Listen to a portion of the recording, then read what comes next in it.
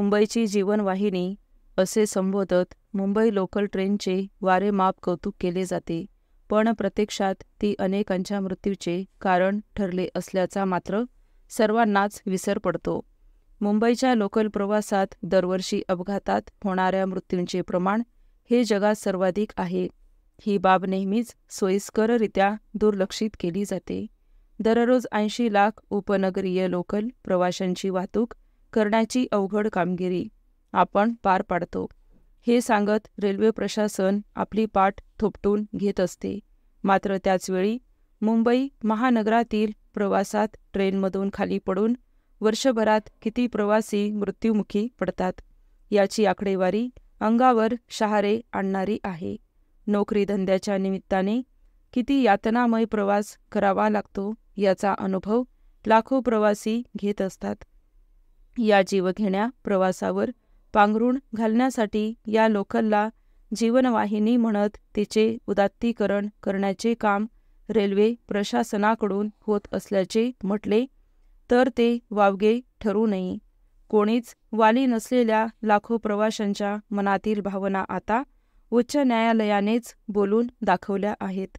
गर्दीमुळे लोकलमधून पडून होणाऱ्या प्रवाशांच्या मृत्यूंची दखल घेत नागरिकांना सुरक्षित प्रवासाचा हक्क का मिळू शकत नाही, असा सवाल करत आणि तीव्र नाराजी व्यक्त करत न्यायालयाने लोकलमधून प्रवाशांना अक्षरशः गुराढोरांसारखा प्रवास करावा लागतो, हे पाहून शरम वाटत असल्याचे मत व्यक्त केले आहे. खरे तर मुंबई लोकल प्रवाशांची अवस्था जनावरांसारखी नव्हे तर त्याहूनही अधिक वाईट आहे.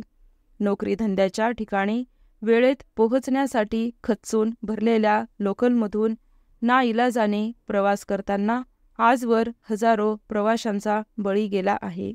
दररोज सरासरी 7 प्रवासी अपघाती मृत्यूला सामोरे जातात. पण सरकार इतके असंवेदनशील आहे की सरकारला या मृत्यूंचे काहीच सोयरसूतक नसते. कोणतेही सरकार येवो, आजवर ही स्थिती कधीच बदलू शकलेली नाही.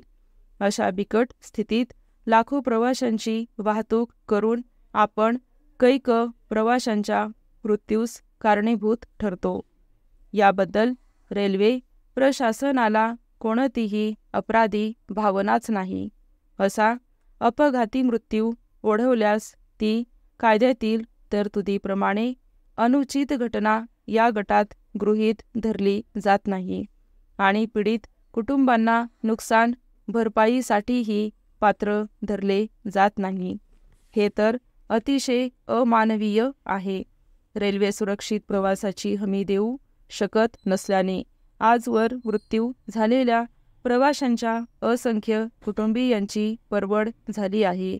मुंबई उपनगरीय सेवेची हद्द इतकी मोठी आहे की लोकल प्रवाशांकडे भरधाव लोकलच्या दारावर लटकत प्रवास करण्यावाचून दुसरा कोणताच पर्याय नाही. स्टॉप.